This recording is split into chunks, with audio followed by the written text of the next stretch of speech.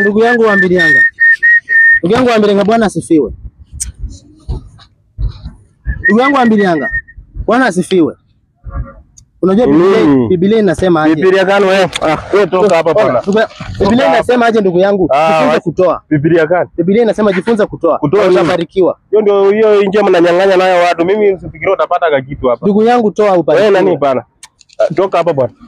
Sikuwa na ubaya ndugu yangu. Sikuwa na ubaya. Kuja kunisumbua. Kama mama hivyo sina ubaya. Sina ubaya. Pia kuna mapenzi yake mtu anakuletea tena. Bana asifiwa hapa, anasifiwa nini? Anasifiwa hapa kwa tangi ya maji hapa. Anasifiwa hapa penye tumekaa. Akwende huko bwana. Bwana asifiwa kanisa ama anasifiwa hapa.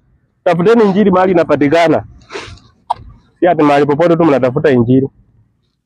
Haya.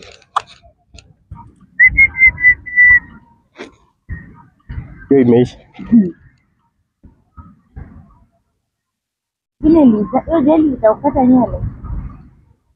Unaendelea kuipaka kwa nywele, itakata nywele. Hiyo imeisha.